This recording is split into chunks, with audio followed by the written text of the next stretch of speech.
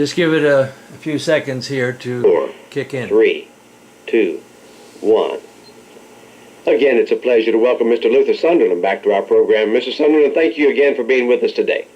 All right, we're going to continue having a lot of fun now talking about the matter of what science has to say about how we got here. Yes, and I would like for you to repeat the definition of a theory that you were talking about on yesterday's program. Yes, I pointed out that in order for something, a concept to be considered a scientific theory, it must be repeatable, observable, and testable, and I defined what the two theories were on origins, pointing out that neither of those two basic concepts were truly scientific theories. I pointed out that evolution is the concept that all life came from a common ancestor. That's the way it is taught in our public schools. First there was a vacuum, and then there was a big explosion in that vacuum forming the universe. Then the first cell was formed in a soupy ocean all by itself, just by the accidental combination of chemicals. And then once it got started, it started reproducing. It eventually made so many mistakes in reproduction, with nature throwing away the bad mistakes and keeping the good. Here you are, the product of billions of mistakes. That is absolutely what evolution is all about. And you never mentioned the word creation. No, I didn't mention creation yesterday. I said that the competitive concept of evolution was that life appeared abruptly, Yes. fully formed, for whatever reason. Now, I do that for a very particular reason. All right. I work in public education a lot, and I have found a way to discuss this whole subject without absolutely getting into religion, without getting into the Bible. As you well know, the only defense people have for discussing only material that would convince people of evolution, the only reason they have for just presenting evolution is they say anything else would be religion. Well, I have found a way to approach this where you positively never even mention religion. By using the term abrupt appearance. Now, Well, I think that's very wise. well, certainly. Now, I point out this. There's nothing illegal about telling students that life could have abruptly appeared or come from a common ancestor. I point out that both of those concepts could have the same three possible explanations. For instance, evolution has the purely natural or mechanistic explanation, as I explained, or it can have a theistic explanation. In fact, this is the concept that is now taught in virtually all of our largest denominational seminaries and taught exclusively. The idea that somehow God was behind the evolutionary process, but evolution really happened. When you back a theistic evolutionist into a corner and question him, you'll find that his theory doesn't differ one iota from good old materialistic evolution once God gets the hydrogen started. You see, no theistic evolutionist believes, as far as I know, that God got in there and zapped the DNA code in the egg of a clam and made it hatch out of fish. That's not evolution. Theistic evolution has God starting the hydrogen, he washes his hands, and he lets it all roll. I see. Then, of course, there might be an unknown mechanism we haven't thought about. Now, the same three explanations apply to this abrupt appearance of life on Earth. This says that some original groups of organisms appeared fully formed, and there is a theory that is a natural one that says life might have been shipped here in a rocket ship from some other planet. It arrived here abruptly, fully formed. Now, even Francis Crick, the discoverer of DNA, a Nobel Prize winner, he has made one of the greatest discoveries in science in the last 100 years. He is saying, now that we know that the early Earth had oxygen in the earliest atmosphere, and that oxygen would have wiped out any of these early origin life forms that they talk about in the public schools. Now that we know there was oxygen, because we have rusted iron bands in the deepest rocks way below the first plant life, he says life had to have been shipped here from somewhere else on a 10,000-year voyage on the end of a rocket ship. They call that panspermia. Yes, I've heard of panspermia. Very happy to tell students about that. Why not? If a Nobel Prize winner like he and others, of course Van Daniken made the whole idea popular with Chariots of the Gods, but now Nobel Prize winners are saying that. That's a mechanistic explanation for the origin of life on Earth. As Dr. Raup at Chicago, whom I interviewed, said, I used to like to tease my students by asking them if they could prove that life did not appear in a basket from outer space in a rocket ship. He used to have a lot of fun. He said, you can't prove this. Very difficult to disprove that idea. Now, there is also the theistic explanation for abrupt appearance, just like there is theistic evolution, or there might be an unknown mechanism. Now, I say this to educators, you certainly wouldn't throw one of these ideas out of the classroom and not tell students about it simply because it's taught by all the major religious denominations in their seminaries. You wouldn't teach, or you wouldn't throw out evolution for that reason, would you? Or you wouldn't just put in abrupt appearance simply because one of its explanations can be a purely natural one. You see, I've turned the snake right back around to bite the people who say you can only teach evolution because anything else is religion. Or you can only teach evolution because it can have a mechanistic explanation. Well, that is a very strong argument. And now, Mr. Sunderland, tell us about the geologic record. Fine.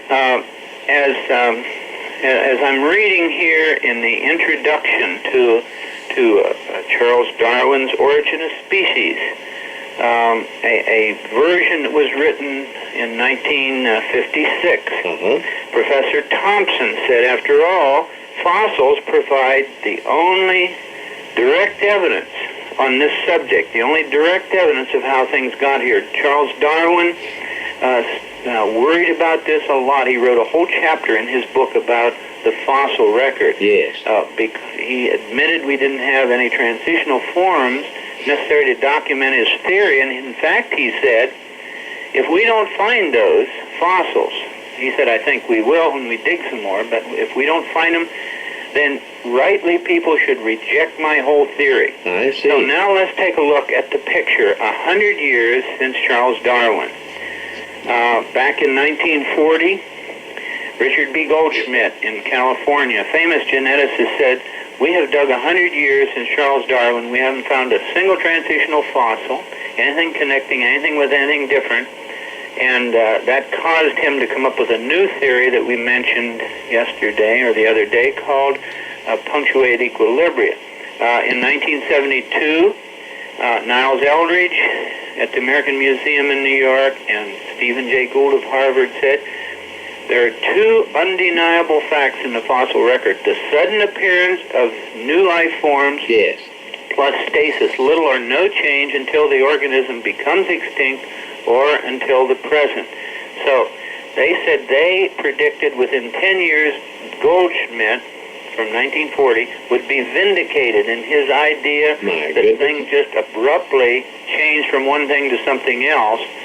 Suddenly, he called them hopeful monsters. They predicted that that theory would be vindicated. And within 10 years, in 1980, indeed that happened. The majority of world experts on evolution who met in Chicago in 1980 in October, the majority of them subscribed to some form of the hopeful monster or the punctuated equilibria theory that said, one time a reptile laid an egg and a bird was hatched from the egg. There were just sudden jumps or rapid bursts of evolution. But, Mr. Sunderland, isn't that even more preposterous than Darwinism? Is it not what? More preposterous. Well, unbelievable. I think to a reasonable person it is. In fact, I have been pushing our state education department to get that defined in the Regents biology syllabus since the majority of experts in the field now accept it. Yes. They resisted this vigorously in New York, although they finally put a one-sentence definition of it in. I pointed out that virtually every expert in evolution today, whom we debate on university campuses, accept some form of that theory. I think it's preposterous.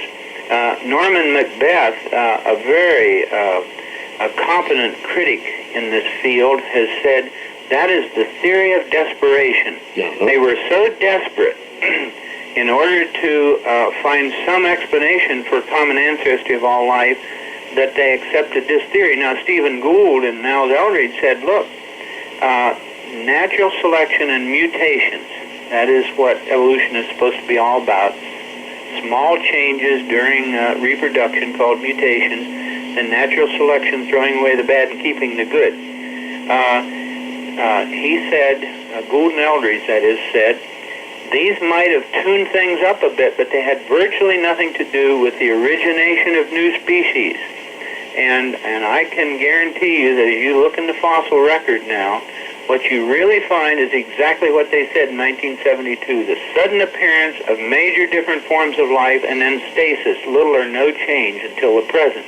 Every museum official whom I interviewed, 5 of them from the greatest fossil museums in the world, admitted that when you dig down in the Earth's surface, you don't find a slow, gradual progression. For instance, in the deepest layer of rocks found on every continent of the Earth, called the Cambrian rock, Yes. to contain any indisputable multi-celled fossils, the deepest layer now to contain fossils, suddenly shows the abrupt appearance of very complex life forms. We find worms and corals and trilobites and even vertebrate fishes were found there in 1977. That places every single major group of animals, every phylum in the animal kingdom, abruptly in the deepest rock with not a single ancestor leading up to any one of those. Well, Mr. Sunderland, I want us to pick up on that in tomorrow's program, and thank you again for being with us today. Yes, thank you. Okay, I apologize. I'm actually going to turn the cassette tape over now. I think I had said earlier. And I'm putting it on rewind here. So just be patient because I have to get to the other side. But while we're waiting, let me just make a comment about, again, Dr. Patterson. You can hear his voice. And one of my videos, as we're waiting for the rewind, I actually had a debate with an evolutionist who now is the director of the Natural History Museum in New York. And in that debate, and let me see if I can get this thing going here. It takes a little bit of time to figure out where the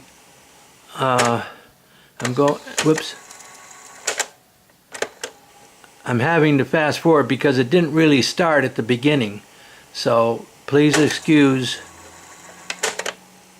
this delay. It's almost here, I think.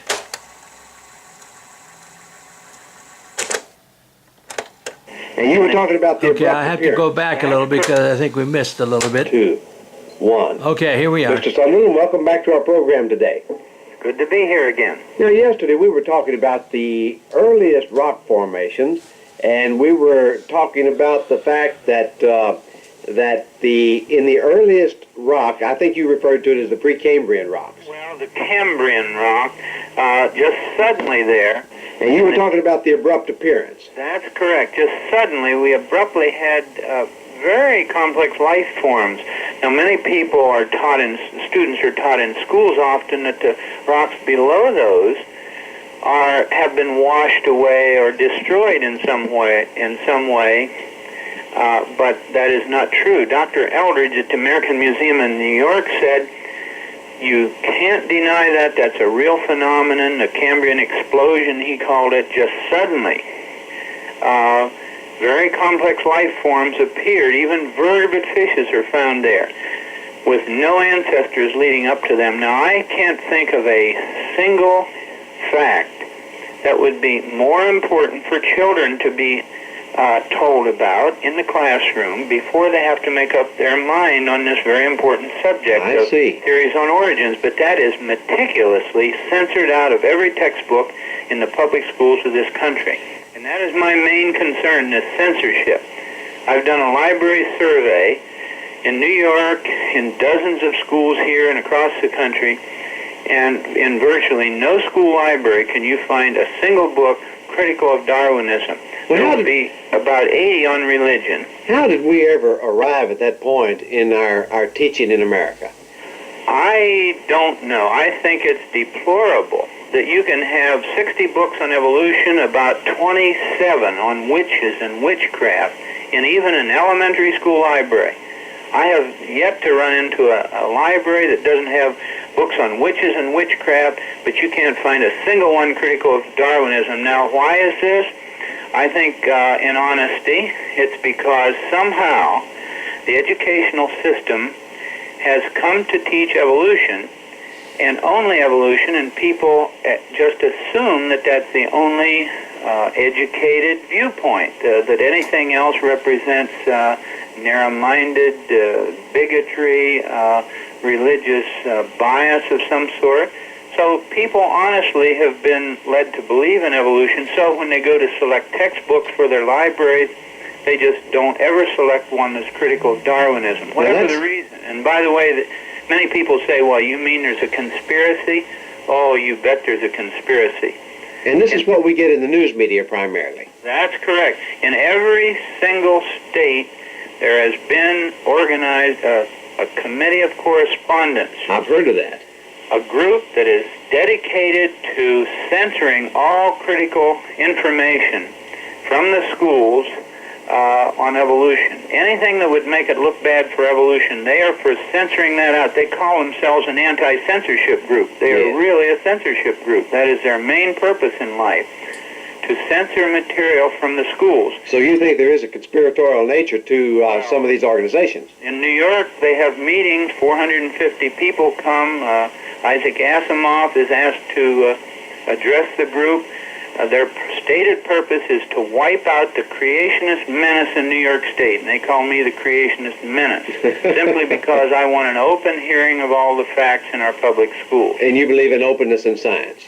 Yes. Now, I was talking yesterday about the fossil record. Yes. As we continue up the geologic column, we find that there is not a single intermediate form that would connect a single cell with the various invertebrates like clams and starfish and so forth. I see. One of these invertebrates, things without a backbone, living organisms with no spinal cord, one of those is supposed to have grown a backbone and become a vertebrate fish, for instance. Nothing intermediate has ever been found. Can you imagine what it would take for a clam or a starfish, something with a hard bony outer structure, to change into a vertebrate fish? Nothing has ever been found. Then a fish is supposed to have grown feet and legs and become a frog or a salamander, an amphibian. Nothing again has ever been found in any museum. Then when you look for something between a frog, something with a with a soft gooey-like egg, and the hard-shelled egg of the reptile, you find nothing. You just find reptiles like dinosaurs, crocodiles, and so forth. They have hard shells for their eggs and other characteristics. Nothing intermediate connecting a frog with a crocodile has ever been found. Then a dinosaur, a reptile, is supposed to have grown feathers and become a bird, or grown hair and become a mammal. Again, nothing has ever been found. Now, that's one that I imagine a large number in your audience will say, now, wait a minute. In every book on biology and geology, you see this half-bird, half-reptile called Archaeopteryx. That's right. Well, I used to accept that as genuine. I thought that was a real problem because it did look like a genuine dinosaur skeleton, a small dinosaur about the size of a bird, plus it did have clear feather imprints. But then, on March 10th, 1985, Sir Fred Hoyle from England, who has been knighted for his work in England, and a team of 5 scientists started publishing a series of 4 articles in the British Journal of Photography, and they showed photographic proof, they claimed, that Archaeopteryx, the fossil Archaeopteryx in the museum in England, the famous British Museum, and in Berlin, in East Berlin, there are 2 fossils, one in each museum. Both of those, according to this team of scientists, are frauds. My goodness. They claim that the single man who found these had split open a rock, found a reptile skeleton. He scooped out around the skeleton and spread limestone paste and imprinted chicken feathers in that limestone paste. And they said there are clear evidences of this forgery. This thin layer is totally different than the underlying rock that's coarse. One feather would have been struck twice in places, so you could see that it shifted and was pushed down twice. I see. One half of the rock doesn't fit the other half. You find chewing gum-like globs on one half of the rock, and there's no indentation on the other.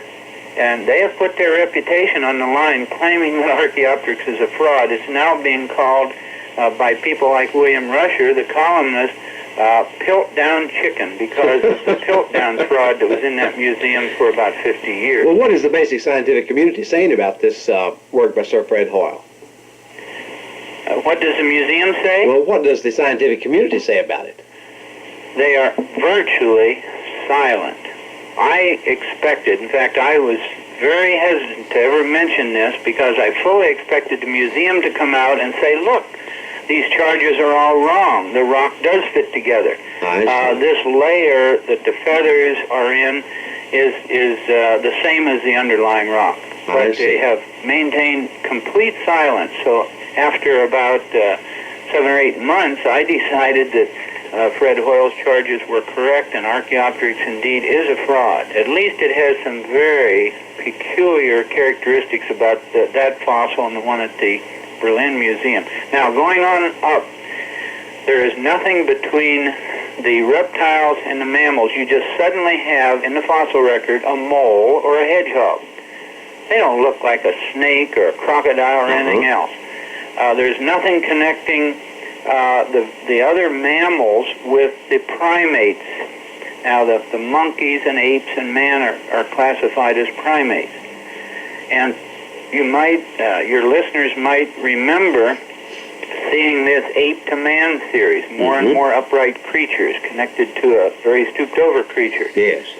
But Richard Leakey appeared on the Walter Cronkite show, the final program called Universe. After Walter Cronkite retired, he did a series called Universe. He had Leakey on there, one of the most famous anthropologists and paleoanthropologists in the world. He said, if I were asked to draw a family tree for man, I would just put a huge question mark. He said the evidence is too scanty to possibly know man's evolutionary origin, and I don't think we're ever going to know it. Now, that is quite a shock. That's not what children hear in the classroom. Why shouldn't they be allowed to hear what this man said when he was talking truthfully?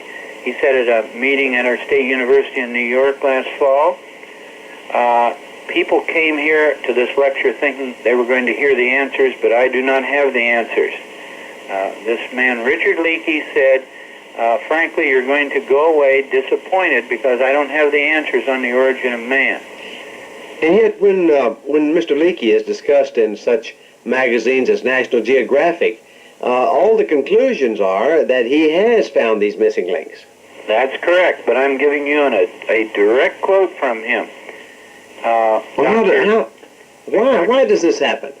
Why does it happen? Well, I've discovered that behind closed doors, the evolutionary scientists will often be very frank.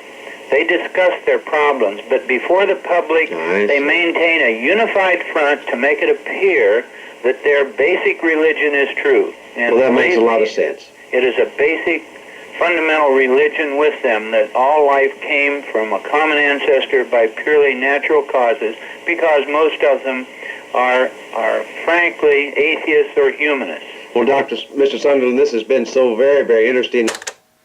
Now, before I close this video down, I want you to, again, look at this. He said behind closed doors, and actually this was sort of a closed door meeting, and a creationist biologist, I think maybe with a PhD, actually came and right in front of everybody set up his tape recorder and so on, and actually you can hear Dr. Patterson. I have that video up, and it's called Dr. Colin Patterson, Evolution Conveys Anti-Knowledge.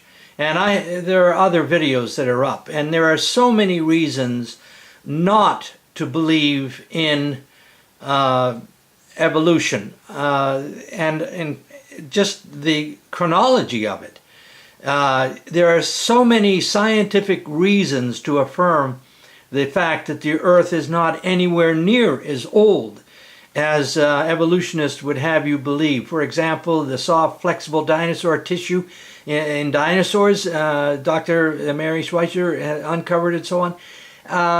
That can't happen if the dinosaurs were millions and millions of years old and so on. And there are many others. I've got booklets, Reasons to Affirm a Young Earth. There are over 100, I believe. And there's another booklet, The Reasons to Affirm the Global Flood. That's how to account for all of the fossils by the trillion. All over most of the Earth's rock is sedimentary. And 70% of the Earth's surface today is ocean and so on. So there is so much, but and the main reason is for me is to try to encourage you to realize that Jesus Christ, who came at the first Christmas, he's not only the Savior, he's God in human flesh, and he created you. He created the universe, and you might say, "Whew, that's, wasn't he just a man? How did he create all the universe?" But there's so much in the Bible that says that. And I want you to realize that when God came into this world, that's the meaning of Christmas. He was doing something magnificent. He was offering himself, in a sense, so that you could spend eternity with him. If you don't know Christ, you need to open the Bible and read about it. There's so many verses. Get on my website. I'll send you things free. I've got resources on CR Ministries. Just go to Google and put in CR space Ministries. And my website should come up first place. And in the resources, there are books and so on. It's not a case of wanting to make money. It's a case of wanting the truth of Jesus Christ to enter into your soul and heart so that you might turn away from rebellion and sin. And you've done a lot of things wrong. You've disobeyed your parents and all kinds of things. But you can be forgiven. That's the meaning of the cross. The Bible says the blood of Jesus Christ cleanses from all sin. So please, don't buy into this lie. Buy into Jesus Christ, who said that he was the truth. He is truth incarnate. And may he work in your heart for the glory of the Father, and may the Holy Spirit convict. Open the Bible, read the Gospel of John, etc. I thank you for listening, and I'm saying goodbye.